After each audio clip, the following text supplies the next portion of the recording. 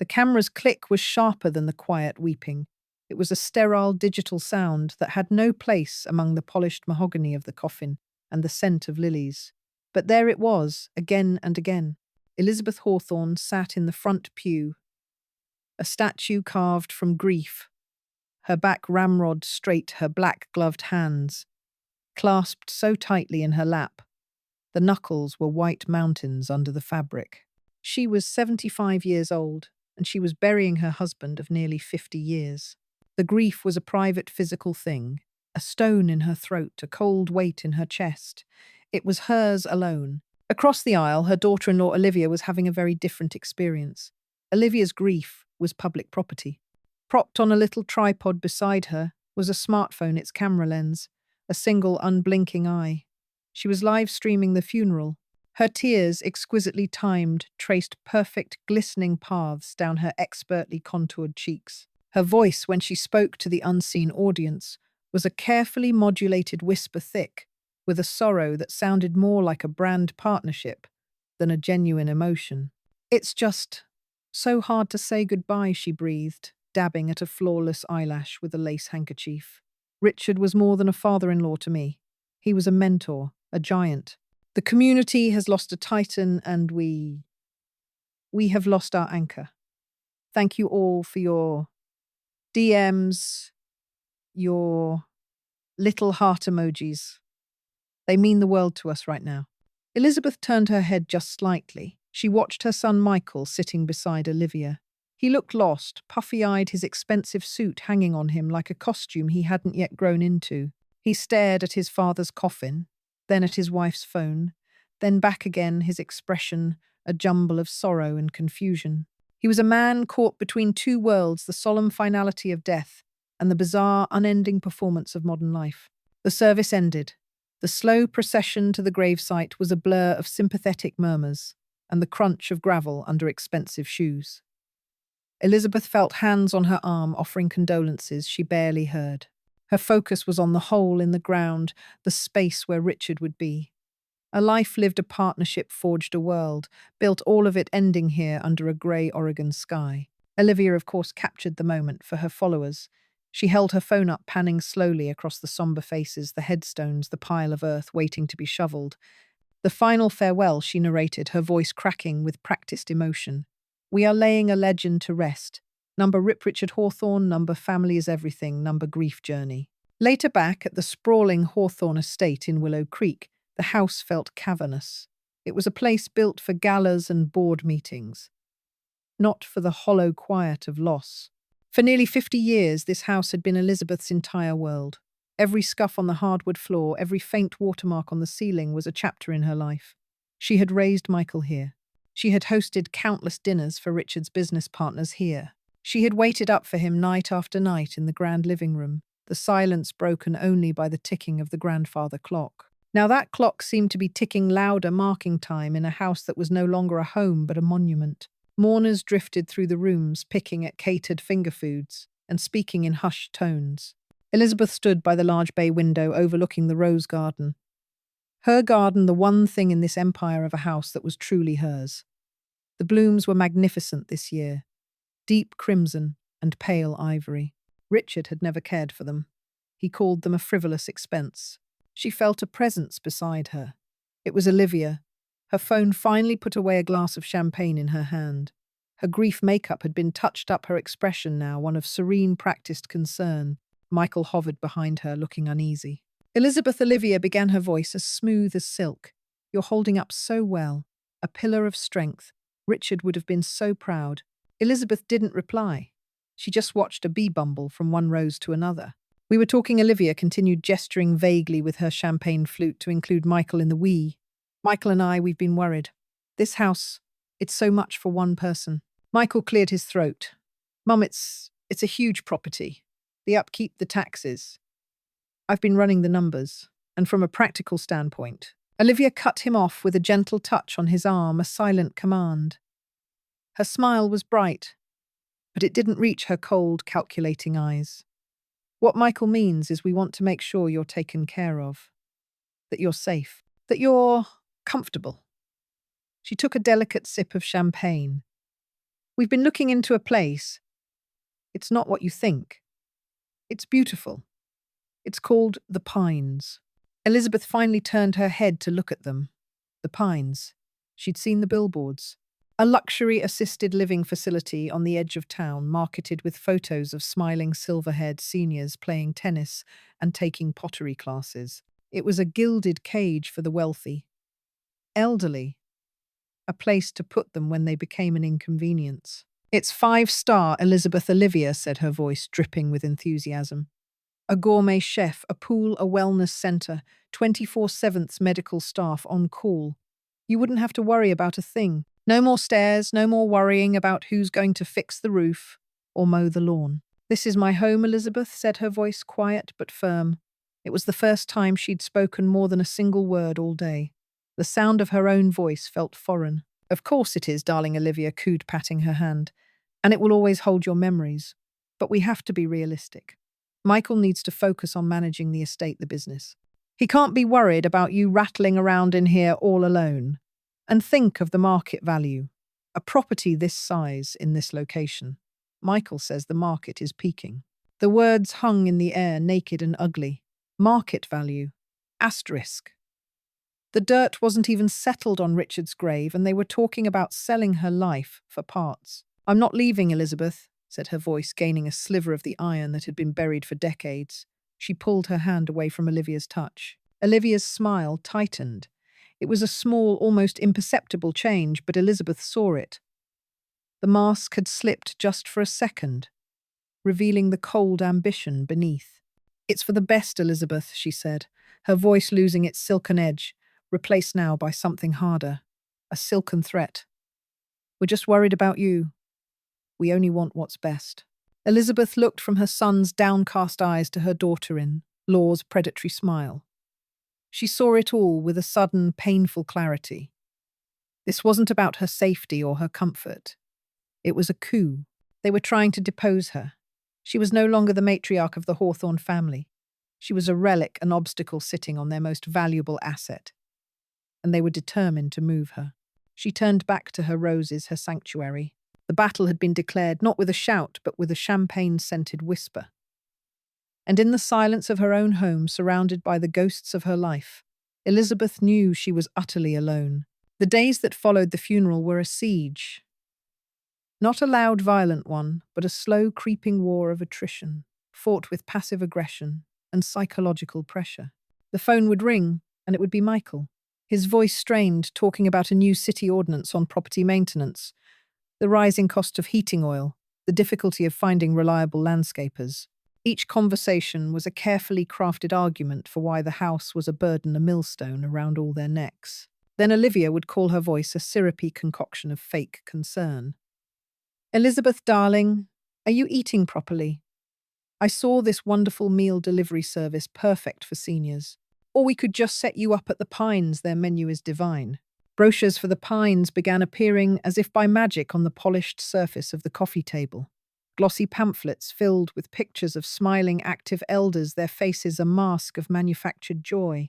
Olivia would leave them during her pop-in visits, where she'd breeze through the house, her eyes scanning not for dust or disrepair, but for value, for assets. She'd run her hand along the Italian marble countertop in the kitchen. This would look amazing on my Instagram feed. Number kitchen goals. She'd gaze at the collection of antique vases on the mantelpiece. You know, there's an app for valuing these things. You could make a fortune. Elizabeth ignored it all. She retreated into the quiet rhythm of her life. She tended her roses, their thorns, a small, satisfying defense against the world. She sat in Richard's study, surrounded by the scent of old paper and leather, trying to feel his presence, but finding only a cold, echoing absence. She refused to be a ghost in her own home. This house was her territory, her last bastion. Every square inch was soaked in her history, her sacrifices, her silent endurance of Richard's ambition and his coldness. She had earned the right to live out her days here. She would not be moved. The pressure came to a head on a Thursday, a week after the funeral. Olivia and Michael arrived unannounced in the late afternoon. There were no pleasantries. Olivia's face was a tight mask of frustration, her usual influencer perfect smile completely gone. Michael looked pale and stressed his hands, fidgeting with his car keys. Mum, we need to talk, he said, avoiding her eyes. We've been talking all week, Michael, Elizabeth replied calmly, standing in the grand foyer. She felt like a queen defending her castle from invaders. No, we've been trying to talk. You've been ignoring us. Olivia snapped, her voice sharp. We are trying to help you, Elizabeth. We have made a decision. You have made a decision, Elizabeth's voice was dangerously quiet. About my life. About my home. It's not just your home anymore. Michael's voice rose, cracking with stress. It's part of the estate. It's an asset that needs to be managed. Dad would have understood. He was a businessman. Your father is dead, Elizabeth said the words like chips of ice. And I am not an asset. I am your mother. Olivia let out a sound of pure exasperation. A harsh, ugly sigh that was completely at odds with her polished image. Oh, for God's sake. Stop with the melodrama. This is what's happening. We have an appointment for you to tour the Pines tomorrow morning. A realtor is coming to appraise the house on Monday. We are doing this with or without your cooperation. A cold fury and emotion Elizabeth hadn't felt in decades began to smoulder in her chest. All the years of biting her tongue, of smoothing things over for Richard, of playing the supportive, silent wife. It all burned away in that single, clarifying moment. Get out, she said. Olivia laughed. A short, incredulous bark. Excuse me, I said, get out of my house. The argument exploded then. Voices echoed in the high-ceilinged foyer. Michael pleaded, talking about financial responsibility and legacy. Olivia accused, her words turning cruel and personal. You've been living off Richard's success for 50 years. You've done nothing, contributed nothing. This house, this life, you didn't earn it. Why are you so determined to run it into the ground? So you can sit here and talk to your stupid roses. The mention of her roses was the final straw. It was a violation of the one sacred thing that was hers, the roses. Elizabeth said, her voice shaking with a rage that surprised even her, are more alive and have more integrity than you will ever possess, Olivia. That was when Olivia's composure shattered completely. The carefully constructed facade of the serene, aspirational lifestyle guru crumbled to dust, revealing something cold and reptilian beneath. Her eyes narrowed. In a movement that was shockingly fast, she closed the distance between them, her face contorted with a cold, calculated fury. You stubborn old woman, she hissed, her voice low and venomous. She grabbed Elizabeth's upper arm, her manicured nails digging into the soft flesh like talons. Olivia, don't, Michael cried out, but he made no move to intervene. He just stood there, paralyzed. Olivia ignored him. She was surprisingly strong. She dragged Elizabeth, who stumbled, caught off balance, away from the front door and towards the hallway that led to the kitchen. Past the kitchen was another door, a heavy oak one that was rarely used. The door to the basement. You want to stay in this house so badly? Olivia snarled, yanking the basement door open. A wave of cool, musty air washed over them. Fine. You can have a part of it you're not so familiar with. She shoved. It wasn't a gentle push.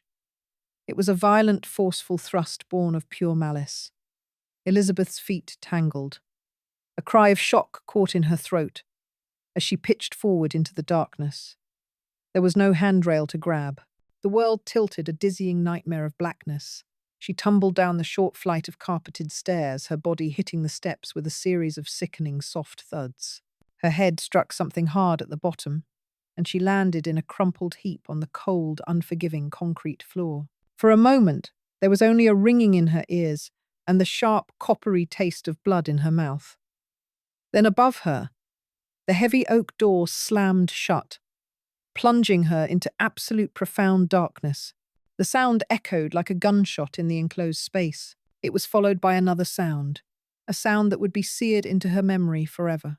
The metallic final click of the deadbolt sliding into place. Silence. Then Olivia's voice muffled by the thick wood, but chillingly calm.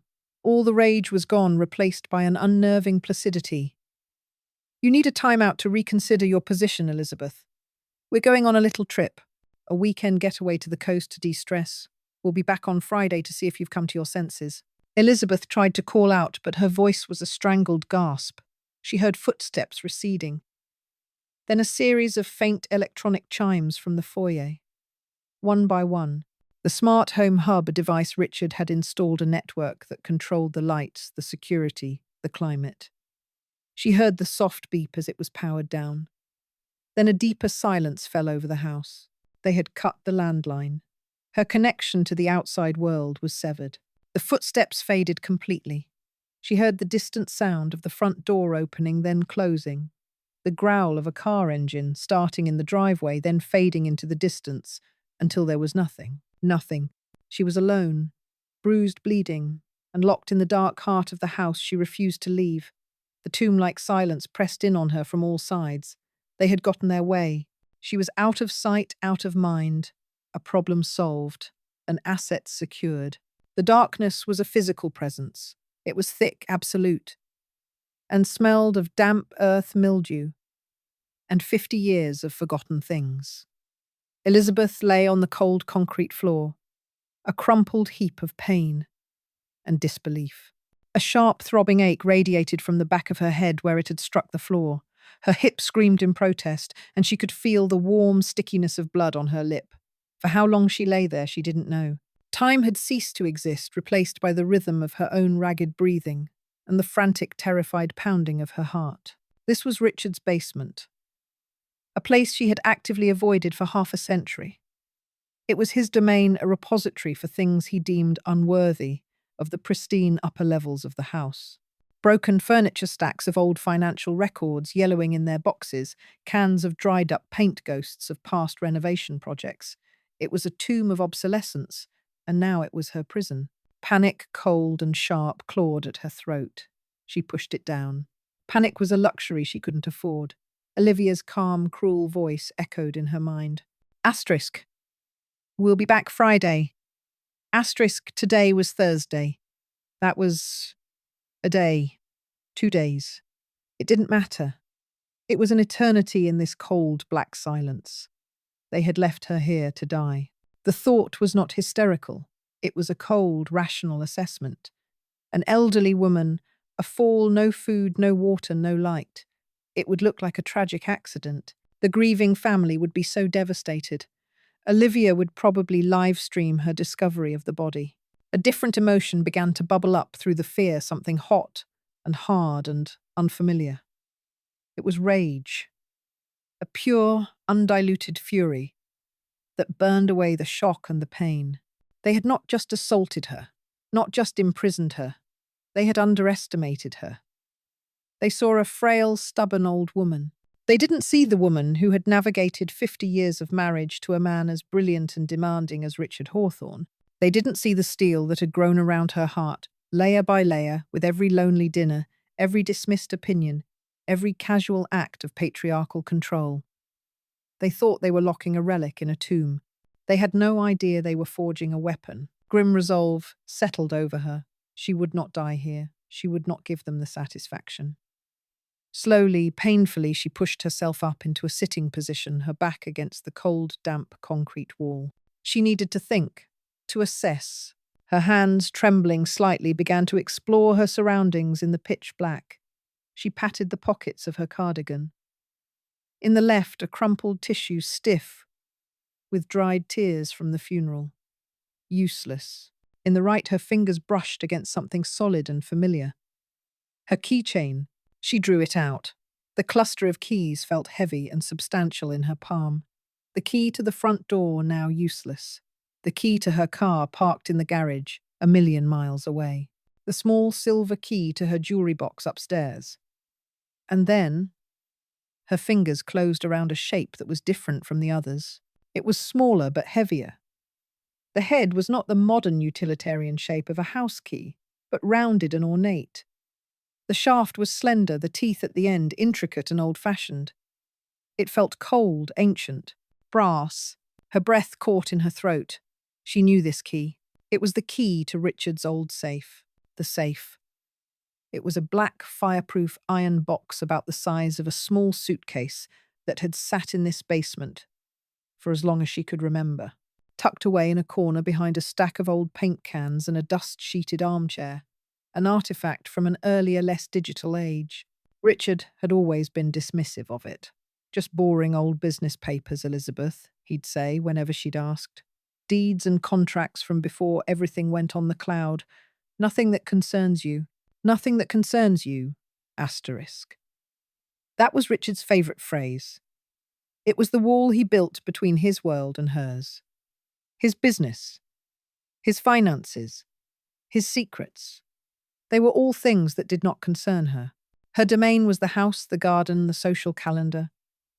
She was the curator of his public life, while the machinery of his empire remained hidden from her. She had never been allowed to open it. The key had been on his personal ring, a ring he took with him to the grave. Or so she had thought. But here it was, on her own keychain. She had no memory of how it got there. Had he put it there himself at some point? Had she absent-mindedly picked it up from his valet tray in the confusing days after his death? It didn't matter. It was here, in her hand, in her prison, a spark ignited in the darkness of her mind. It was a tiny, fragile thing, but it was there. Hope, or something like it. Something sharper. A purpose. For 50 years she had respected the boundary. She had accepted that the contents of that safe did not concern her. But Richard was gone.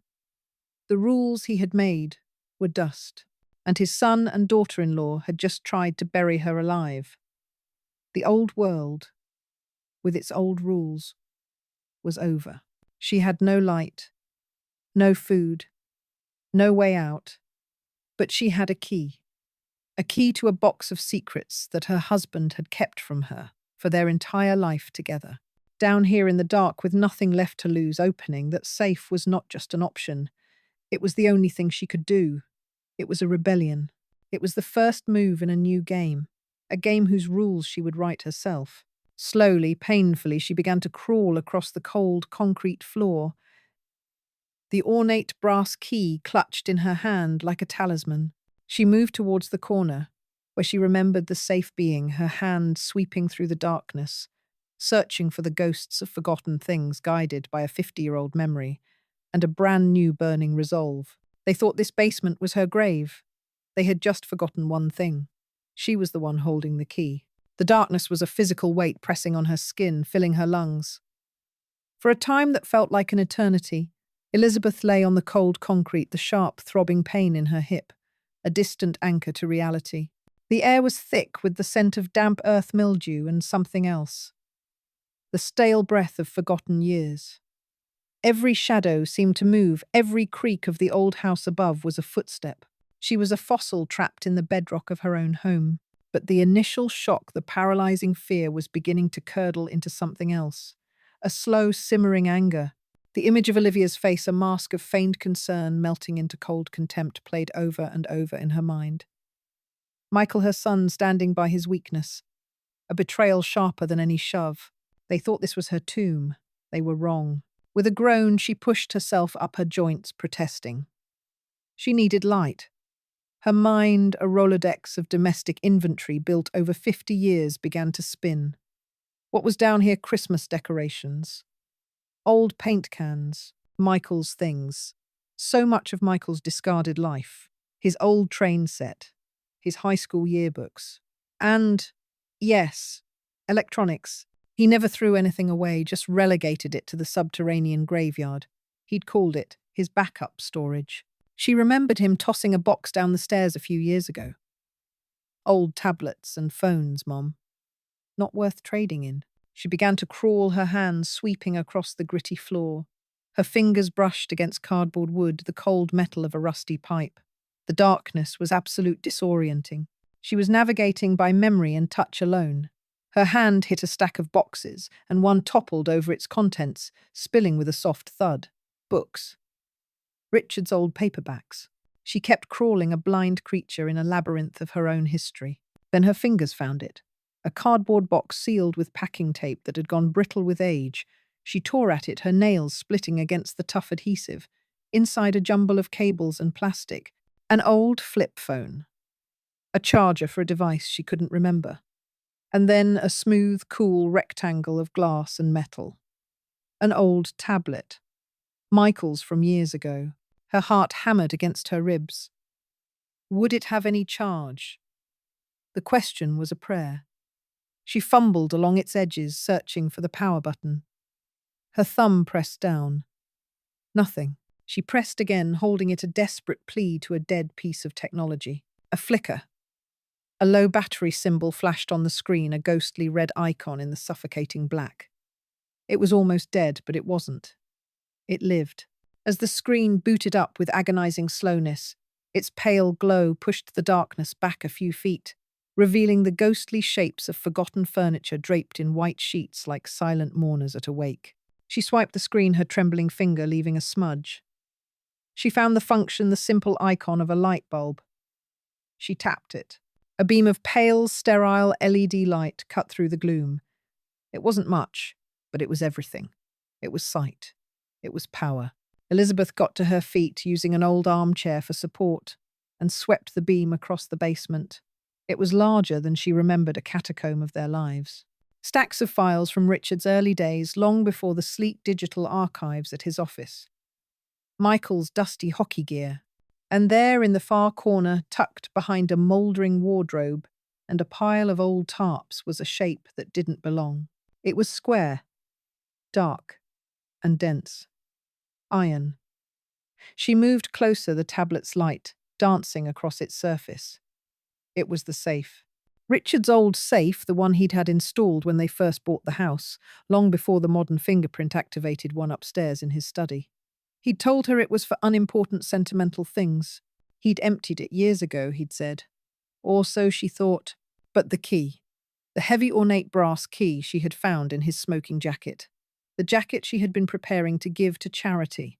Her fingers had closed around it instinctively, a final piece of him she couldn't yet part with. It was in the pocket of her dress now, its weight. A sudden, terrible significance. She knelt before the safe. The keyhole was dark, a tiny void. Her hand shook as she brought the key to the lock. This felt like a violation, a transgression. Richard had been a man of absolute privacy. His study, his files, his thoughts. They were his alone. She had respected that. She had called it love. Now she wondered what else she had called by the wrong name. She pushed the key in. It resisted grating against years of disuse. She put her weight into it, twisting. The sound was obscene in the silence, a loud groaning shriek of metal on metal, a sound of protest from a long-sealed tomb. The heavy door shuddered, then swung open with a final deep groan. Elizabeth held the tablet up its light, flooding the interior. She braced herself for stock certificates, property deeds, bearer bonds, the foundations of their wealth. But there was nothing of the sort. The space was nearly empty. All it held was a neat stack of 5, perhaps 6 leather-bound ledgers, their surfaces cracked and faded. Next to them sat a small hand-carved wooden box. As the air from the basement met the air that had been trapped inside for decades, a strange, faint smell wafted out. It wasn't the musty scent of old paper. It was metallic, coppery and sweet, like a fresh nosebleed. Like old blood. A chill that had nothing to do with the damp concrete snaked up her spine. Richard had lied. He hadn't emptied it at all. He had hidden something. For a long moment she simply stared. A part of her, the woman who had loved Richard for 50 years, screamed to slam the door shut, to turn the key, to throw it into the darkest corner of the cellar and pretend none of this had happened. She could wait for Friday. She could let Chloe's call go to voicemail. She could let Michael and Olivia put her in the pines. And she could fade away surrounded by watercolor paintings and the polite hum of medical equipment. It would be an ending, a quiet one, but the memory of Olivia's shove, the cold click of the lock, the echo of her son's silence, that part of her was stronger now. That part was not quiet. It was a screaming raw nerve. That part needed to know. Her hand, still trembling, reached past the wooden box and took the top ledger. The leather was cool and dry like old skin. She settled on the floor, leaning her back against the cold iron of the safe, and opened the first page. The handwriting was instantly, achingly familiar. Richard's, a perfect, neat architectural script, each letter formed with precision. But this was no financial record. There were no columns of numbers, no profit and loss statements. It was a chronicle, a meticulous, chillingly detailed chronicle of ruin. The first entry was dated 1978. The name was Robert Peterson. Elizabeth remembered him, a jovial, red-faced man who had owned a sprawling tract of land on the north side of town. He'd run a small, successful construction company. Richard had wanted that land for his first major development, Hawthorne Plaza. Peterson had refused to sell. The ledger told the rest of the story. Asterisk RP. Inflexible asterisk, Richard had written. Asterisk leverage required. Subject is a family man. Reputation is paramount. Asterisk below it. In that same calm script was a list. A private investigator's report on Peterson's secretary. An account of a manufactured affair complete with hotel receipts Richard had forged and photographs he'd paid a desperate young woman to stage. There was a note on the date. The anonymous package was sent to Peterson's wife. A final entry a month later was clipped from a newspaper. Asterisk. Local businessman dead in apparent suicide. Asterisk. Elizabeth felt the blood drain from her face. She remembered that time. She remembered Richard coming home looking grim. He'd told her Peterson had been in financial trouble, that it was a tragedy. He'd bought the land from the grieving, distraught widow for a fraction of its worth. He had comforted her, even paid for the funeral. She had thought him so generous. She turned the page. And then another. And another. It was a graveyard of names. Dozens of them spanning decades. Eleanor Vance, a city councilwoman who in the early 90s had championed environmental protections that threatened a lucrative Hawthorne project. Richard's entry was brief. Asterisk EV. Obstructionist. Son Daniel has significant gambling debts. Unbeknownst to her. Wynn Casino, Las Vegas. Debt acquired. Leverage applied. Vote reversed. Career trajectory terminated. Asterisk, Elizabeth remembered. Eleanor Vance dropping out of public life. A shadow of her former self-citing personal family matters. The Miller family. 2003. A small farm, the last holdout against Richard's sprawling, exclusive golf course community. They had refused every offer. They loved their home. Richard's ledger was brutally efficient. Asterisk. The Millers. Sentimental fools. Well water tested high for nitrates. Anonymous tip to CPS re child endangerment. Children temporarily removed. House condemned. Acquired property from county auction. Asterisk. He had poisoned their well. He had used their own children against them. Elizabeth felt a wave of nausea so profound she had to close her eyes. The air in the basement felt thick, unbreathable. Every comfort she had ever known, every vacation, every donation to charity, every piece of art on their walls, it was all financed by this. By blackmail, by intimidation, by the absolute destruction of other people's lives. Richard wasn't just a ruthless businessman. He was a predator. And she had slept next to him for 50 years, basking in the warmth of a fire fueled by human suffering. Her quiet, respectable life was a lie. Her entire identity was a fraud, built on a foundation of bones. Her gaze fell upon the small wooden box. It sat there innocuous, yet radiating a palpable wrongness. The metallic scent seemed to cling to it. Her hands were shaking so badly she could barely grasp it. It was light, almost deceptively so. The carving was intricate, a pattern of ivy and thorns. There was no lock. She lifted the lid. Inside, nestled on a bed of what was once rich burgundy velvet, now faded to a dusty pink, was a collection.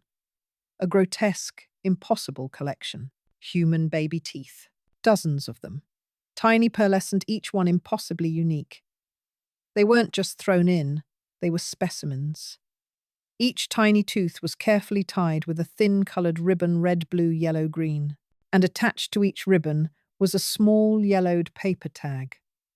On each tag, written in Richard's tiny, precise script, was a date and a single initial. C. 1985. J. 1991. A. 2004. The air left her lungs in a choked gasp. It was a sound of pure animal horror. The box slipped from her numb fingers, clattering onto the concrete floor. The little teeth with their cheerful ribbons scattered across the grimy surface, like spilled jewels, like seeds of a nightmare. Trophies. They had to be trophies. But of what?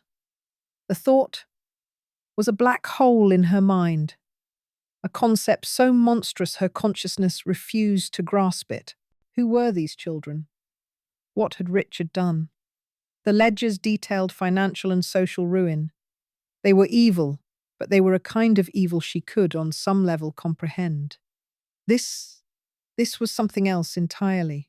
This was the work of a different kind of monster. The truth she knew with a chilling certainty was buried in that box, and it was a truth she was terrified to unearth.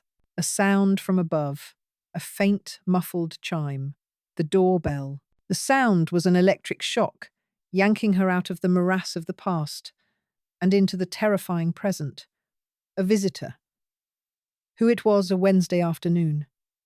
No one ever just dropped by.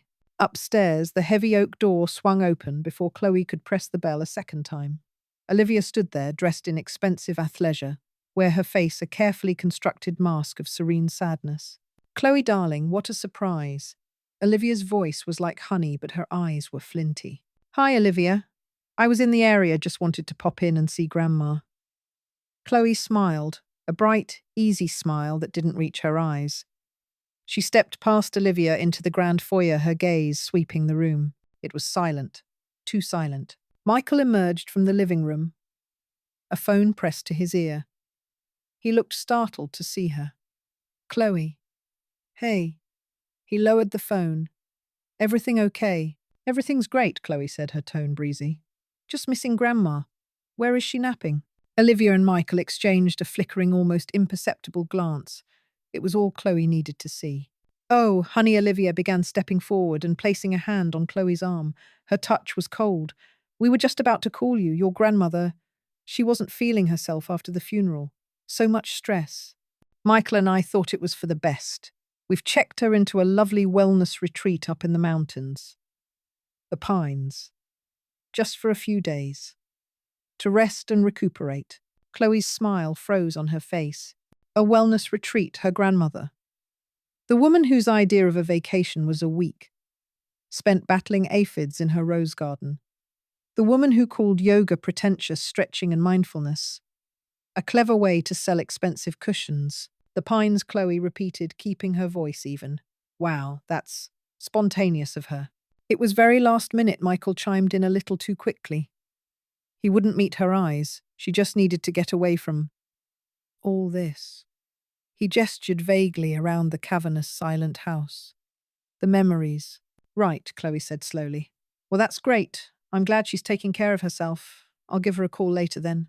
"Oh, there's no cell service up there, darling," Olivia said smoothly. "That's the whole point.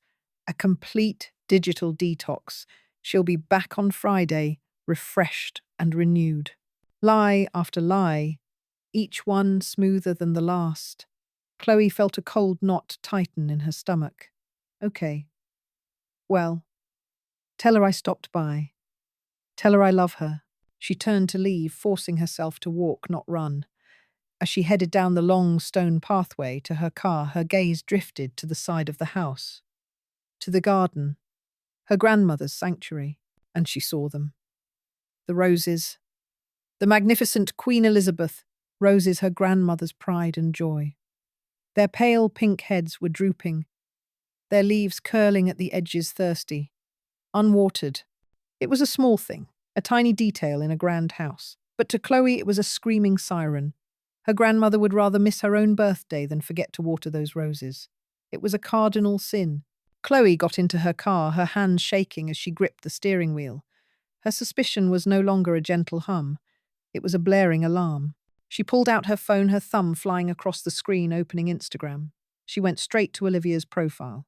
And there it was, posted just an hour ago. A picture of a serene-looking koi pond, the kind you'd see in a spa brochure. The caption read asterisk. "Sometimes the hardest decisions are the most loving. Making sure my mother-in-law gets the rest she needs and deserves.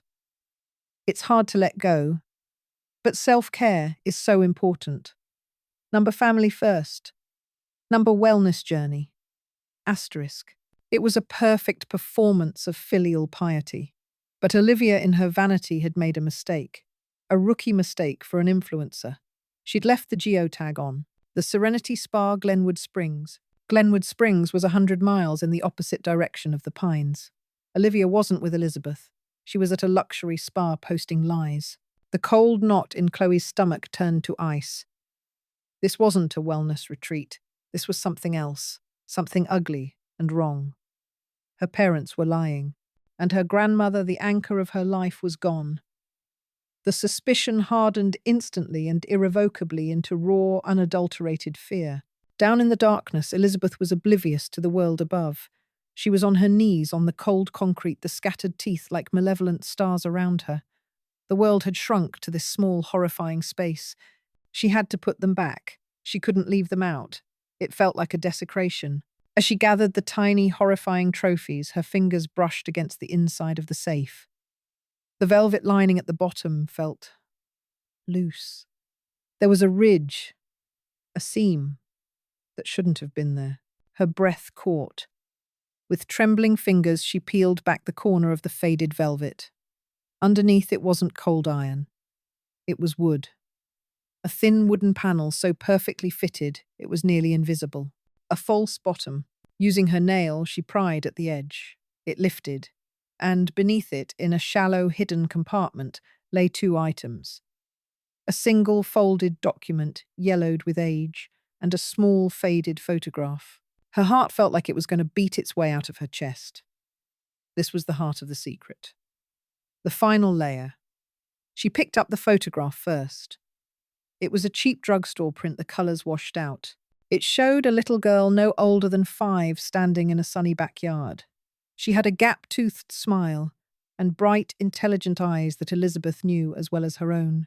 They were her eyes, staring back at her from the face of a stranger. With a shaking hand, she unfolded the document. It was brittle, threatening to crumble at the creases. It was a birth certificate, issued by Willow Creek County Hospital. Name, Lily Hawthorne. Date of birth, the 12th of June, 1980. Mother, Elizabeth Davenport Hawthorne. Father, Richard Sterling Hawthorne. Elizabeth collapsed back against the wall, the paper fluttering from her hand. The date, the 12th of June, 1980. 1 year after Michael was born. Their second child. Their daughter. Richard's face swam in her memory, his expression etched with a deep, convincing sorrow. He was holding her hand in the sterile white hospital room. "I'm so sorry, my love," he'd whispered, his voice thick with unshed tears. "She didn't make it. A stillbirth. The doctors said it was for the best. He had insisted on handling all the arrangements himself. The death certificate, the cremation. Don't look, Elizabeth," he'd pleaded. "Don't put yourself through that. Remember her as a hope, not a heartbreak." She had believed him. She had grieved for a child she'd never held a ghost in her heart. She had thanked her strong, stoic husband for shielding her from the worst of the pain. A lie. All of it. A monstrous, calculated lie. A new frantic energy seized her. She scrambled on the floor, her eyes scanning the scattered teeth, the ribbons, the tags. Her eyes found it almost immediately. A tiny tooth tied with a simple white ribbon. The tag was almost illegible, the ink faded, but she could make it out. A date from 1985, and a single perfect architectural letter. L. The world stopped. The air in her lungs turned to glass. The ledgers, the blackmail, the ruined lives. That was the work of a cruel man. The box of teeth. That was the work of a psychopath. But this was something else. This was a circle of hell she never could have imagined. Richard hadn't just lied about their daughter's death. He had orchestrated her disappearance. He had taken her, made her vanish from their lives, and then years later, he had collected a trophy, a piece of their child, a piece of Lily. He had kept it, hidden it away in his box of monstrous secrets, a memento of the daughter he had erased.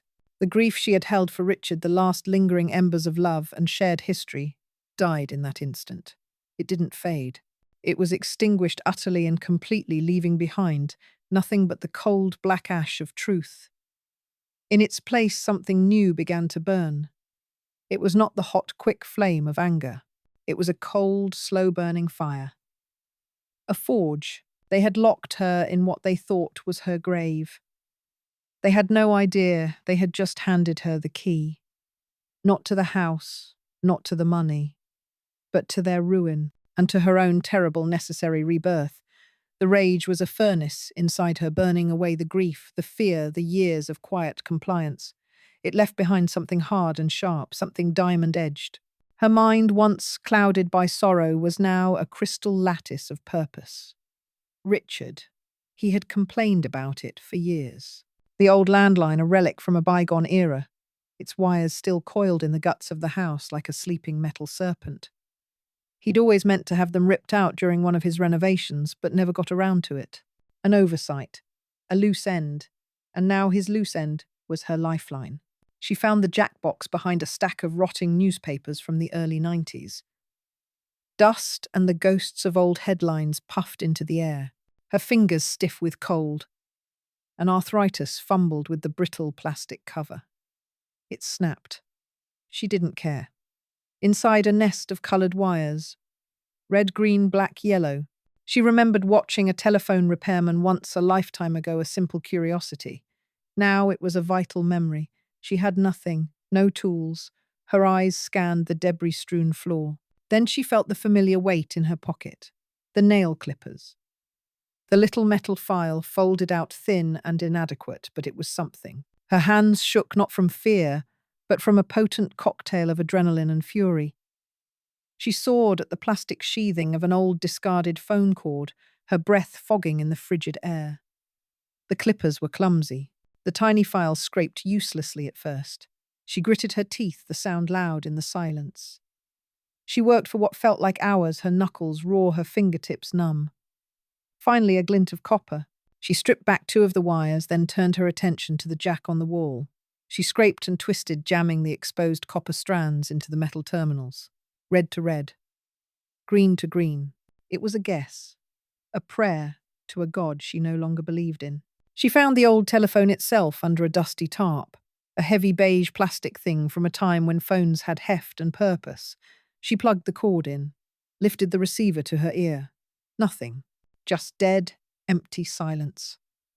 A wave of despair, cold and sharp, threatened to pull her under. Number. She would not drown down here. She went back to the jack, pulled the wires out, reversed them. Green to red to green. Her heart hammered against her ribs. She picked up the receiver again, and there it was. Faint crackling, but unmistakably present. A dial tone. A beautiful, miraculous hum. The sound of a key turning in a lock. She didn't call 911. What would she say? My son and his wife locked me in the basement. It was a domestic squabble.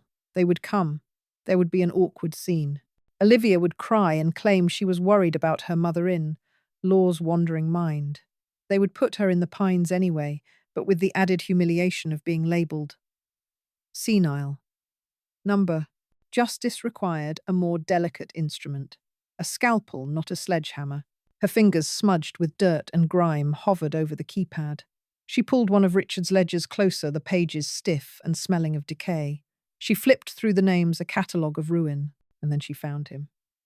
Daniel Miller, a journalist. Under his name, Richard had scrawled a single contemptuous word, annihilated, followed by a date from 30 years ago. She remembered the scandal, a story Miller had broken about one of Richard's earliest developments, a story about kickbacks and faulty materials. Richard had crushed him, sued him into oblivion, smeared his name until no reputable paper would touch him.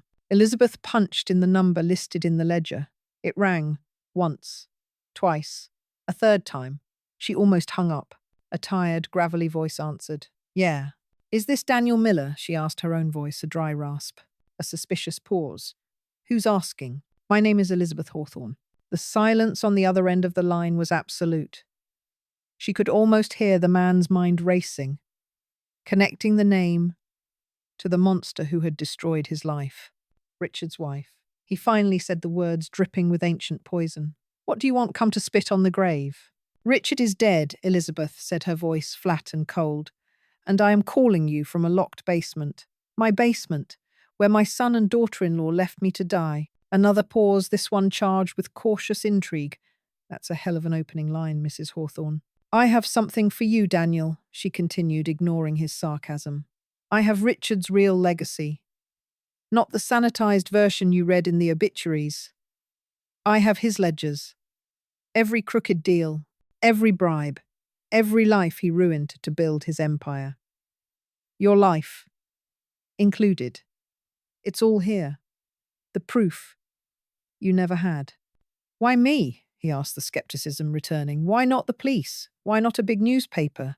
Because the big newspapers printed his eulogy, Elizabeth said, her voice hardening. They called him a titan of industry. The police commissioner's daughter got a condo in a Hawthorne building for her wedding present. I read about it in the society pages. Richard's network is still alive, Daniel. They would bury this. You have nothing left to lose, and everything to gain. She let that hang in the air. I'm offering you redemption, she whispered, and the story of a lifetime, the story that will burn the Hawthorne name to the ground. All I ask is that you light the match. The silence stretched. She heard him take a long, slow breath. Where are the ledgers? I have them, she said, and I'll start feeding you information. Names, dates, projects. You're a journalist. You'll know how to verify it. Start with Michael's newest project, the Pinnacle Tower. Look into the soil toxicity reports. Richard buried the real ones. And what do you get out of this, Elizabeth? A humorless smile touched her lips. I get to watch it all burn. Miles away in her sun-drenched dorm room, Chloe stared at her laptop, a knot of unease tightening in her stomach. The roses. Her grandmother never, ever let her prize-winning roses go a day without water, especially not in this heat. Yet in the background of her mother's latest chipper Instagram story, enjoying a little impromptu getaway number, self-care number, well-deserved. The vibrant red heads of the Hawthorne heirloom roses were visibly drooping. A small detail, a tiny, insignificant crack in the flawless facade. But to Chloe, it was a gaping wound. Her grandmother was a creature of habit, of fierce, unyielding routine. The spontaneous spa trip to a place with no cell service. It didn't track. It felt wrong deep in her bones. Her father, Michael, had been evasive on the phone. She just needed a break, honey. You know how she's been since your grandfather passed. But his voice had a tinny, hollow quality she'd never heard before. Chloe's fingers flew across her keyboard. She wasn't a hacker in the cinematic sense. She didn't break into government servers. But she was fluent in the digital language of her generation. She knew about cloud architecture backdoors and the lazy default security settings most people, including her tech-illiterate parents, never bothered to change. The home's current security system was disabled for the trip, her mother had said. But the archives, the cloud-based archives, were a different story. They stored everything automatically. A digital ghost of every moment captured by the home's dozen cameras. She pulled up the login portal for Hawthorne Manor Security. User M. Hawthorne. She tried the usual passwords. Richard, 123. Olivia, 3. Hawthorne, 1. Access denied. Pathetic. She sighed, sipping her cold brew. This was the tedious part. But her parents were predictable. Their entire lives were an exercise in curated predictability. What was their anniversary? What was the dog's name? She tried Michael Olivia, 2005. Access denied.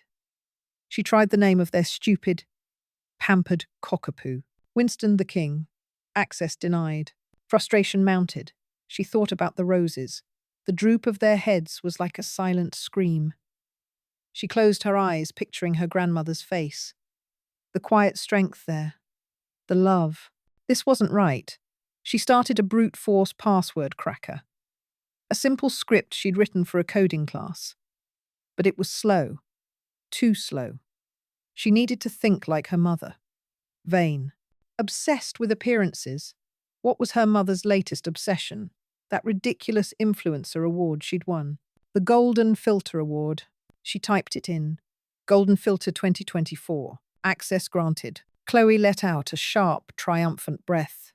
You have got to be kidding me. She was in. A timeline of video files stretched across her screen labeled by date and camera. Foyer. Kitchen. Driveway. Upstairs hall. She navigated to the day her parents had supposedly left for their getaway. Tuesday. She clicked on the foyer camera feed from around noon. There they were. Her father, looking uncomfortable. Her mother, Olivia, talking to Elizabeth at the top of the grand staircase. The audio was faint, but the body language was clear. Her grandmother was resolute, shaking her head. Olivia was insistent, her gestures sharp, angry. Then Elizabeth turned her back to the camera and started to walk away towards the door to the basement stairs. Olivia's face twisted into a mask of pure fury. In one swift, brutal motion, she reached out and shoved her mother-in-law. Hard. Elizabeth stumbled, her arms flailing, and disappeared from view down the dark staircase.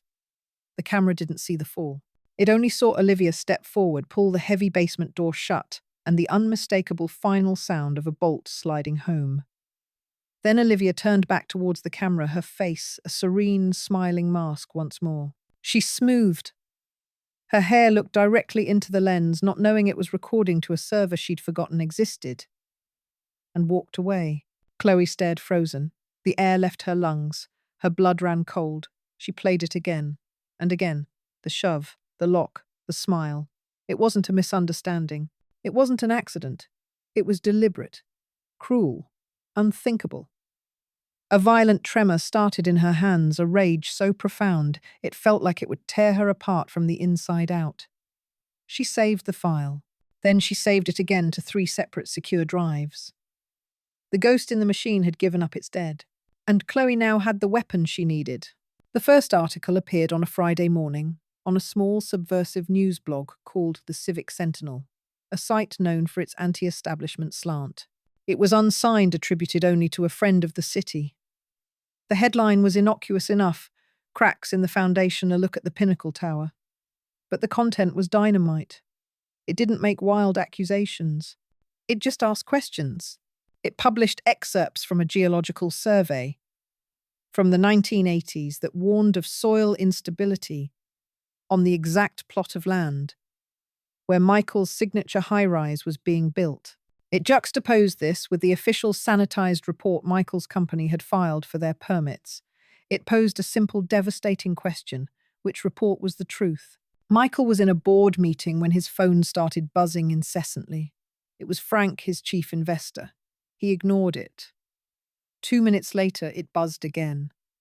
And again. He excused himself, annoyance coloring his features. "What is it, Frank? I'm in a meeting." "Have you seen it?" Frank's voice was tight with panic. The Sentinel blog. "They're talking about the Pinnacle Foundation. They have documents, Michael. Old geological surveys." Michael's blood ran cold. "That's impossible. That's slander. Richard took care of all that decades ago."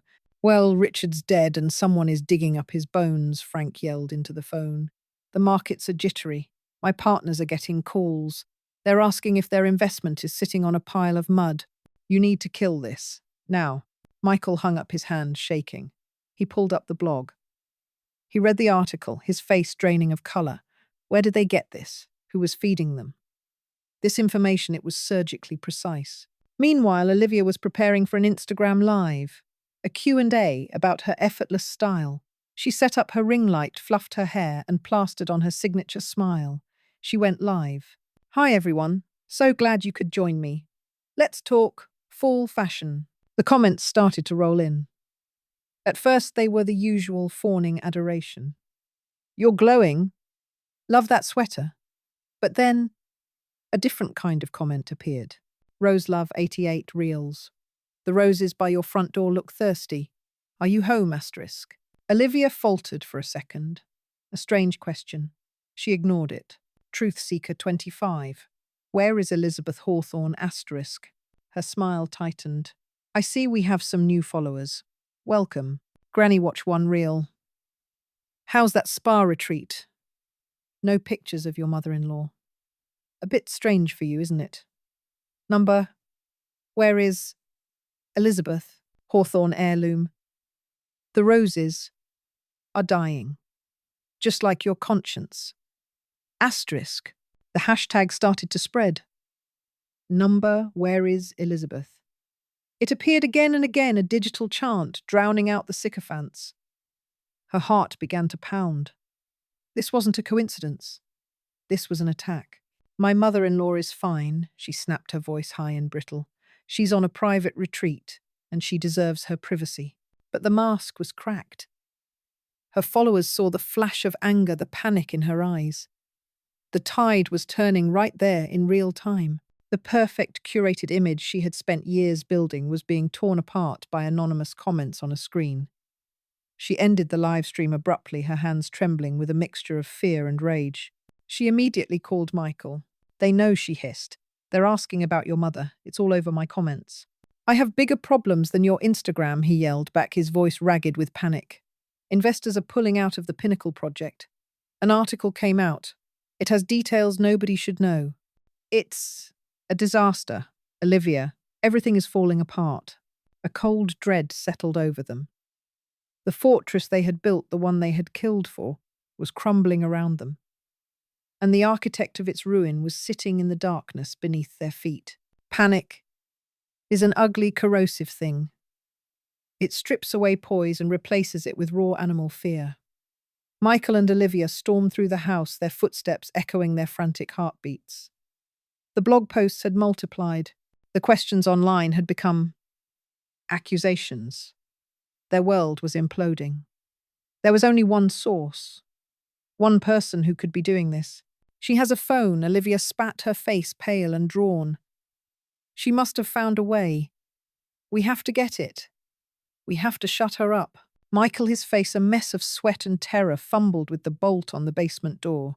He threw it open and they plunged down the stairs, their anger a flimsy shield against their dread. The scene at the bottom of the stairs stopped them cold. The damp, musty cellar had been transformed. A single bare bulb, jury-rigged from an old socket, cast a pool of stark light. In the centre of it, Elizabeth sat calmly in a straight-backed wooden chair. She'd salvaged from a pile of discarded furniture. She wasn't the terrified, disoriented victim they had left behind. She looked like a queen on a makeshift throne. Her face was calm, her eyes clear and sharp. At her feet, the old iron safe stood open. Its contents, the leather-bound ledgers, the small wooden box, were laid out on the concrete floor, like offerings at an altar. She looked up as they approached, her expression unreadable. She didn't seem surprised. She seemed expectant. You've been busy, Michael snarled, trying to regain some semblance of authority. One finds ways to pass the time, Elizabeth said, her voice even and dangerously quiet. She gestured to the items on the floor. I've been catching up on some family history. It's quite the story. Give me the phone, Olivia demanded, stepping forward. Elizabeth ignored her completely, her eyes fixed on her son. I believe this belongs to you, she said. With the tip of her shoe, she slid one of the heavy ledgers across the grimy floor. It stopped at Michael's feet. A gift from your father. Michael stared down at it as if it were a venomous snake. Hesitantly, he bent down and picked it up. He opened it to a random page. His eyes scanned the neat, precise handwriting. It was a record of payments. Bribes to a city planning official to rezone a parcel of protected wetland. The same parcel where Michael had built his first luxury condominium complex, the one that had launched his career. His face went white. He flipped through the pages, his breath coming in ragged gasps. Every project, every success. It was all there, documented in cold black ink. A legacy of crime. He built this family on the bones of other people, Michael. Elizabeth said, her voice cutting through the silence. He destroyed lives for profit. He blackmailed, he threatened, he corrupted everything he touched. Your entire life, your education, your business, that woman you married. It was all funded by this, By his evil, this is your inheritance. Michael sank to his knees, the ledger falling from his limp fingers. A terrible guttural sound escaped his throat. He began to sob, but they weren't the tears of remorse. They were the agonized sobs of a man watching his own reflection shatter. The image of himself as a self-made man, a titan in his own right, was a lie. He was nothing but the heir to a throne of filth. His father hadn't respected him. He had simply used him as a respectable front for a criminal enterprise. The collapse was total, absolute. He curled into a ball on the cold floor, his body shaking with pathetic, self-pitying grief. Olivia watched her husband's breakdown with utter contempt. The predator in her saw only weakness. She turned to Elizabeth, her expression shifting from panic to a shrewd, calculating resolve. "We can fix this," she said. Her voice a low, urgent hiss. "We can bury this, Elizabeth. All of it. We destroy the ledgers. We tell the world it's a smear campaign by our rivals. We can protect the family legacies." Elizabeth looked at her daughter-in-law, and then she laughed. It wasn't a sound of mirth.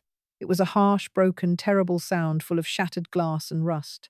It echoed in the small, damp space, a funeral dirge for a family that never was. Family. Elizabeth's voice was laced with a chilling irony. What family? She turned her gaze back to her sobbing son on the floor. He never even told you the worst of it, did he? She nudged the small wooden box with her foot. Your father gave our daughter away, Michael. Lily. Your sister. He told me she died at birth. He lied. He got rid of her. And he kept her tooth as a souvenir. Michael looked up from his misery, his face a mask of confusion and horror. He stared at the wooden box, at the single tiny tooth Elizabeth had placed on top of it, the one with the faded tag marked with the letter L. But it was Olivia who spoke. She let out a long, theatrical, condescending sigh. The sound was more chilling than any scream. "Oh, you poor, stupid woman," she said, her voice dripping with a venomous pity that was far worse than hatred. All pretense of panic was gone. In its place was an apex predator bored with the game and ready to claim her prize. "Richard didn't get rid of Lily, Olivia," said a small, cruel smile playing on her lips. "He was too sentimental for that. Too weak. I did." The air in the basement became impossibly cold, impossibly still. Elizabeth stared at her, the final piece of the puzzle clicking into place with sickening finality. Michael's sobs hitched in his throat. Olivia savoured the moment, the absolute power she now wielded. "I found out years ago," she confessed, her voice conversational as if discussing the weather. "I was looking through some of his old files, just being nosy. I found the adoption papers. Found out Lily was alive, living in some trashy apartment in Oregon. So I paid her a little visit. And then I paid Richard a little visit." The twist was so monstrous, so complete, that Elizabeth could only listen in silent, stunned horror. "I started blackmailing him," Olivia continued, pacing, now energized by her own villainy, "threatening to tell you and Michael everything, to expose him as the monster he was. That lovely little trust fund I have, the one Michael thinks my parents left me, it wasn't from them, it was from Richard. Hush money. Millions of dollars over the years to buy my silence. Our entire lifestyle, Michael," she said, glancing down at her husband with disgust, "wasn't from your success. It was funded by your father's guilt." She stopped in front of Elizabeth, looking down at her with triumphant, merciless eyes. "When Richard died, the money stopped. But I knew about the ledgers. I knew he kept records of everything. I knew they had to be in this house. So I needed you out of the way. Locking you down here. It was never about killing you. It was about giving me a few days to tear this house apart and find my retirement plan. My leverage." She leaned in closer, her voice dropping to a conspiratorial, poison-laced whisper. "She's still alive, you know, Lily." She watched the flicker of impossible hope in Elizabeth's eyes and immediately crushed it.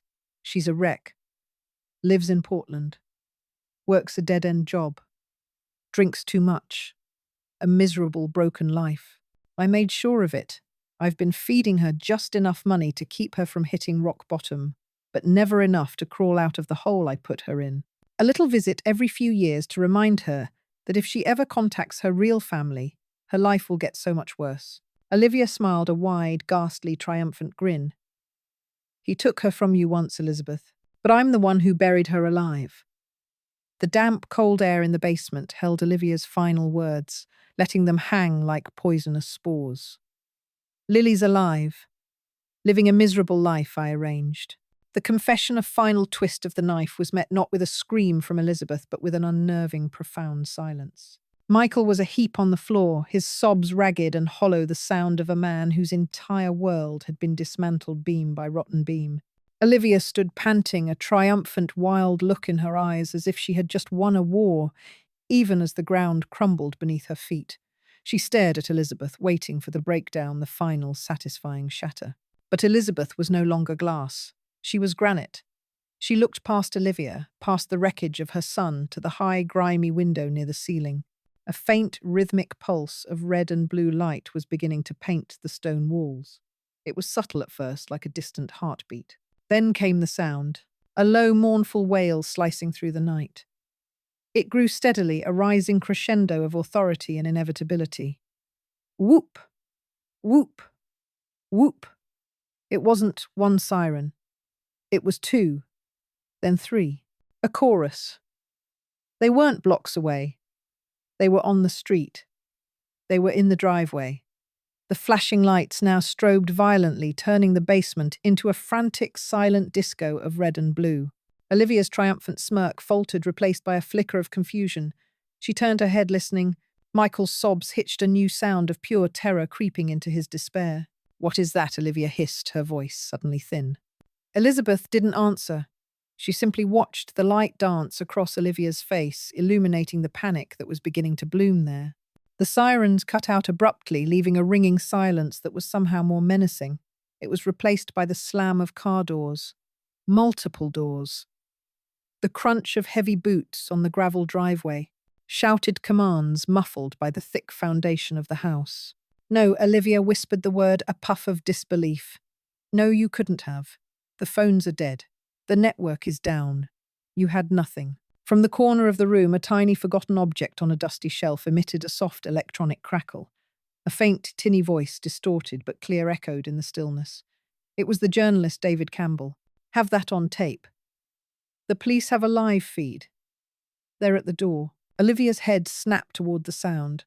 On the shelf sat an old baby monitor, its power light a single glowing green eye. A relic from Chloe's infancy, left to gather dust for nearly 2 decades. A ghost in the machine. Chloe hadn't just sent a video file.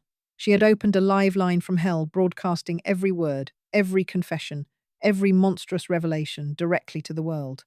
A deafening crash echoed from upstairs, the sound of a battering ram splintering the grand, solid oak of the front door. Heavy footsteps thundered across the polished floors above them. Police warrant, everyone on the ground. Olivia let out a strangled cry, a sound of pure animal fury. She lunged, not at Elizabeth, but at Michael. "Get up! You useless coward! Get up!"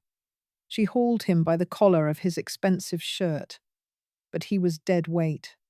A marionette with its strings cut. The basement door, the one she had so smugly locked, flew open, with a bang ripped from its frame. The stairwell was flooded with the blinding white light of tactical flashlights. Silhouettes of men in heavy vests holding weapons filled the doorway. LAPD hands in the air now. The beams swept the room, freezing on each of them. On Michael, a sobbing mess on the floor. On Olivia, her face contorted in a mask of rage and disbelief. Her hands still tangled in her husband's shirt.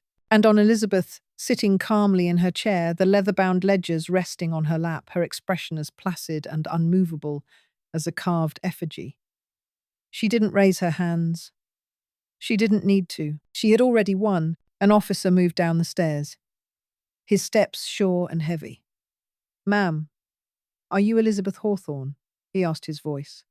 Professional, but gentle. His flashlight beam lowered slightly out of her eyes. Elizabeth met his gaze. "I am," she said, her voice clear and steady. Olivia Hawthorne, another officer, commanded, his focus locked on her. "You are under arrest for kidnapping, false imprisonment, and extortion. You have the right to remain silent. This is a mistake. It's a family dispute." Olivia shrieked, her voice shrill with desperation, as they pulled her hands behind her back. The sharp, metallic click of handcuffs echoed in the basement. "She's a confused old woman. She's lying, Michael. Tell them." But Michael just stared at the concrete floor, tears and snot streaking his face. He didn't resist as another officer helped him to his feet and cuffed him. "Michael Hawthorne, you're under arrest. Conspiracy to commit kidnapping." The words of the Miranda rights washed over him, but he didn't seem to hear them. He looked at his mother, his eyes pleading lost. A little boy who had followed the wrong leader off a cliff. Elizabeth watched them being led up the stairs and out of her sight. Olivia was still screaming, threatening lawsuits, claiming insanity, her carefully constructed persona shattering into a million pieces of raw, ugly ego. Michael was silent, his shoulders slumped in utter defeat. The lead officer, a man with tired eyes and a name tag that read Miller, knelt beside Elizabeth's chair. "Ma'am, paramedics are on their way to check on you." "That won't be necessary," Detective Elizabeth said, her gaze unwavering. "I have a few bruises. They will heal." She gestured to the ledgers on her lap. "But this is the real injury. And it's about to be cauterized." She held out the books. Detective Miller took them his gloved hands, treating them with a reverence usually reserved for ancient artifacts. He flipped one open, his flashlight beam, scanning the neat, precise columns of names, dates, and figures. His eyebrows shot up. "My God," he murmured, looking from the book to Elizabeth. This is more than we ever imagined." "It always is," Elizabeth said, a profound weariness in her voice. "Now, if you don't mind, Detective, I would very much like to go upstairs and have a cup of tea." The days that followed were a blur of controlled chaos. The Hawthorne mansion, once a symbol of impenetrable wealth and power, was now cordoned off with yellow police tape. Forensic vans were parked in the driveway, where Rolls-Royces used to sit. The manicured lawns were trampled by the feet of journalists, detectives, and federal agents. It was no longer a home. It was Exhibit A. The story exploded. It wasn't just a local news item. It was a firestorm that consumed national headlines. The Hawthorne Horrors. Society heiress caged mother in basement. The Devil's Ledger's decades of corruption uncovered. Olivia's perfectly curated Instagram feed became a digital graveyard flooded with millions of comments of pure vitriol. Memes were made of her shrieking face as she was shoved into the back of a police car. The hashtag number #FreeElizabeth trended worldwide for 72 hours. Elizabeth became an unwilling icon. They called her a survivor, a symbol of resilience, a quiet warrior. She saw the television reports from the temporary hotel room Chloe had arranged for her. She saw her face a grainy photo from a 20-year-old charity event, plastered next to images of Olivia's glamorous lifestyle. They tried to build a narrative around her, a neat story of good versus evil, of a frail matriarch rising up against her monstrous children. They got it wrong. It wasn't about her rising up. It was about them digging her grave, and her refusing to lie down in it. Her testimony was given not in a courtroom, but in a quiet, sterile interview room at the downtown precinct. Detective Miller sat across from her, a tape recorder running between them. He was patient, methodical. He didn't push. He just listened. "Let's start with the ledgers." "Mrs. Hawthorne," he said, sliding the thick books across the table. "These entries, they implicate dozens of people. City officials, judges, developers." Elizabeth ran a finger over the worn leather cover. "Richard was a meticulous man." She began, her voice low and factual, devoid of emotion. "He believed information was the only currency that never lost its value. This first book, this is the late 70s and early 80s. He was building his empire. That entry there, Judge Albright. Richard discovered he had a gambling problem. He didn't expose him. He funded him. In return, every zoning variance Richard needed for his downtown project sailed through the courts without question." She turned a page. "Councilman Peters. A fondness for things he shouldn't have a fondness for. Richard had photographs. Mr. Peters became the staunchest public advocate for the seizure of a dozen low-income properties through eminent domain. Richard bought the land from the city for pennies. On the dollar. For hours, she walked Miller through the anatomy of her husband's corruption. She was a human index to decades of sin. She explained the codes, the cryptic initials, the hidden meanings. Her memory was flawless. It was the memory of a woman who had spent 50 years in a gilded cage, observing every detail because there was nothing else to do. She wasn't angry. She wasn't sad. She was simply a witness, reporting the facts as she knew them. "And your son, Michael Miller?" asked gently. "Was he aware of the extent of this?" Elizabeth paused, her gaze drifting to the two-way mirror on the wall. Michael knew the business was ruthless. He didn't know it was pure evil. He thought the sharks were in the water. He didn't realize his own father had built the ocean and filled it with them. "Michael, my son wanted to be his father. He inherited the ambition but not the stomach for it. Olivia provided that. And Olivia found Richard's ledgers years ago," Elizabeth stated plainly. "The new ones. The ones he kept after his stroke. She used them to control him. When he died, she thought the leverage was gone. She locked me in the basement to find the originals. She wanted to continue the family business." Blackmail. Miller leaned back, running a hand over his tired face. "And the box of teeth?" "Mrs. Hawthorne." Elizabeth's composure finally wavered. A tremor passed through her. "That was Richard's private collection. Trophies. Each one representing a life he'd broken. A family he'd ruined. A victory." Her voice dropped to a whisper. "One of them belonged to my daughter." The room was silent for a long moment. Miller just nodded slowly. "We know," he said softly. "We found the file." Lily. The investigation into Richard Hawthorne's crimes became one of the largest corruption probes in California's history. Indictments came down like rain. Judges resigned. Politicians were ruined. Decades-old cold cases were reopened. The ledgers dismantled an entire ecosystem of graft that had festered just beneath the surface of the city's shiny exterior. Elizabeth was the key. Her quiet, devastating testimony was the stone that started an avalanche. After a week, she was allowed back into the house, one last time, to retrieve her personal belongings. Chloe went with her. The police tape was gone, but the place felt violated, unclean. Fingerprint dust coated every surface. The furniture was all slightly askew. It was no longer a home, just a space. She walked through the rooms, not collecting objects, but saying goodbye to ghosts. The living room where she'd hosted countless parties, her smile a perfect polished mask. The dining room where she had sat in silence opposite Richard for thousands of meals.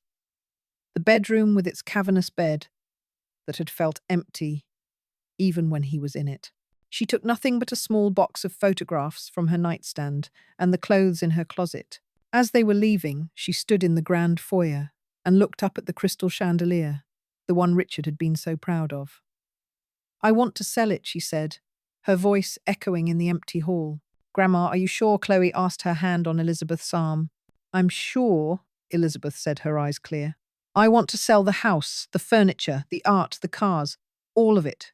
I want it liquidated. I will not live in a monument to my own suffering. Let someone else try to scrub the blood from the walls." The legal battle was ugly but brief. Michael facing a mountain of evidence and a long prison sentence signed over his inheritance rights in a plea deal. Olivia fought, of course. From her jail cell, she hired a team of pit bull lawyers who tried to have Elizabeth declared mentally incompetent, a vengeful, senile woman rewriting history. It was a desperate, foolish move. Chloe, with the help of the online activist group she'd leaked the audio to, unearthed a mountain of Olivia's own digital communications, emails, and encrypted texts detailing her plans to Michael, her contempt for Elizabeth, her search for the ledgers. The case collapsed. Olivia was facing decades in prison. The Hawthorne estate was dismantled and sold. The proceeds, after the government seized the assets proven to be the fruits of criminal activity, were still astronomical. Elizabeth was left with a fortune built on the few legitimate investments Richard had made early in his career. It was clean money, a fresh start. Her first act was not to buy a new home or to travel the world.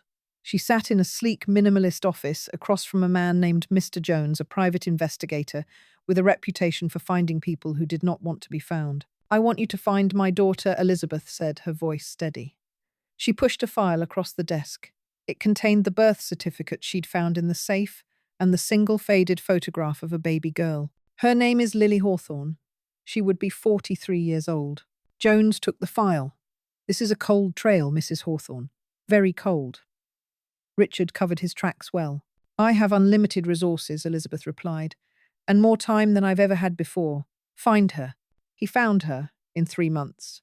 The file he delivered was thicker than the one she'd given him. Elizabeth opened it alone in her quiet hotel suite. Her hands trembled as she lifted the first page. It was a recent photograph. A woman with tired, wary eyes and laugh lines that looked as if they hadn't been used in a long time. She had Elizabeth's jawline and Richard's dark, intense gaze. She was standing outside a small, run-down house in a dusty town in Arizona, a cigarette in one hand. She looked worn down by a life that had clearly not been easy.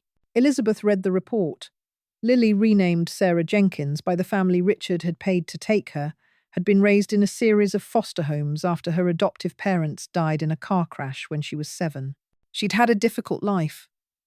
A string of bad jobs, a failed marriage, 2 children of her own who were now grown and estranged. She worked as a cashier at a 24-hour diner off the interstate. Elizabeth stared at the photo for an hour, tracing the face of the daughter she had mourned for 43 years. She saw the ghost of her own pain in the woman's eyes. What would she do? Arrive on her doorstep like a spectre from a life she never knew? She had announced that her entire existence was a lie, that her father was a monster who had discarded her, and her mother had been too blind to see it. Forcing a reunion would be an act of profound selfishness. It would be about Elizabeth's need for absolution, not Lily's need for peace. It would be another cage, another act of possession. Richard had taken her life away. Elizabeth would not disrupt it a second time. She made a choice. The next day she met with her attorney. I want to establish a trust, she said. An anonymous one. For several $1,000,000. The lawyer raised an eyebrow. For whom? For a woman named Sarah Jenkins in Kingman, Arizona, Elizabeth said. She pushed the investigator's file across the desk. I want it delivered by a third party. She is never to know my name. She is never to know where it came from. Mrs. Hawthorne, a gift of this magnitude. It will change her life. She will have questions. Then you will give her this. Elizabeth slid a small, simple note card across the desk. On it, she had written 4 words in her elegant, steady hand. A wrong is being righted. She paused, then added one more sentence. Be free. It was not the reunion of a mother and daughter. It was an act of quiet, selfless atonement. It was the ultimate act of love. Not to hold on, but to let go. 6 months passed. The winter of Elizabeth's life gave way to a gentle spring. The world she now inhabited was nothing like the one she had left behind. There was no mansion, no staff, no crushing weight of expectation. She lived in a small, bright apartment in a quiet coastal town in Oregon, hundreds of miles, and a lifetime away from Willow Creek. The walls were painted a soft white, and the main room was dominated by a large picture window that looked out over the endless churning expanse of the Pacific Ocean. The furniture was simple, comfortable. There were no priceless antiques, no monuments to wealth. Just books, a small garden of herbs on the windowsill, and a single framed photo on the mantelpiece of a smiling, dark-haired young woman. Chloe. She was sitting in a comfortable armchair, a mug of steaming tea in her hands, her laptop perched on a hassock in front of her. On the screen, Chloe's face was bright and animated. And then the professor said, my thesis on decentralized data security was paradigm shifting. I think he was just impressed I managed to hack the school server to prove my point. But hey, I'll take it, Chloe said, grinning. And then it happened. For the first time in the entire story, a sound emerged from Elizabeth that was utterly new. It started as a chuckle, a low rumble in her chest, and then it blossomed into a full, genuine laugh. It was not a polite social laugh. It was a rich, warm, body-shaking sound of pure, unadulterated joy. The sound of a woman who was finally truly breathing. Chloe's grin widened. There it is. I was waiting for that one. Oh, my dear, Elizabeth said, wiping a tear of mirth from the corner of her eye. You are going to cause so much trouble in this world. Good trouble. Learned from the best, Chloe said, her expression softening. Are you okay, Grandma? Really? Elizabeth's laughter subsided into a soft, peaceful smile. She took a sip of her tea and looked out the window at the morning sun just beginning to climb over the horizon, painting the water in shades of gold and rose. The weight of 50 years of secrets and lies and a gilded cage had finally lifted. She felt light. She turned her gaze back to her granddaughter, the future. They locked me in the basement, Chloe, she said, her voice quiet, but infused with a strength that was forged in darkness and tempered by truth. They locked me in the basement, thinking it was my tomb. She paused, letting the weight of the words settle. They just forgot I held the key to my own resurrection. She ended the call with a soft click, the smile still on her lips. She leaned back in her chair, holding the warm mug in both hands, and watched the sun rise over the water. Her story of pain was over. Her life was just beginning.